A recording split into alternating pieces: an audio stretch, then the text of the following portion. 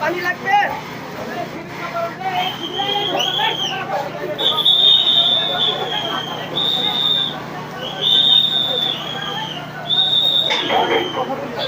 এখানে পাইপ ধরে রাখছে কেন?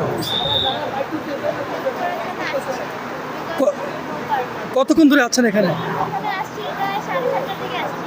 আমার বাসা রায়েরবাগ, তো ওইখান থেকে আর কি দেখতেছিলাম যে অনেক ধোঁয়া উঠতেছে। আমরা ছাদে বিকালবেলা উঠছিলাম মাগরিবের আজানের আগে, তো তখন আর কি দেখছিলাম অনেক অনেক ধোঁয়া উঠতেছে। তারপরে আমার ইউনিটের একটা ভাইয়া বলছে যে সাদ্দাম মার্কেটে আগুন লাগছে।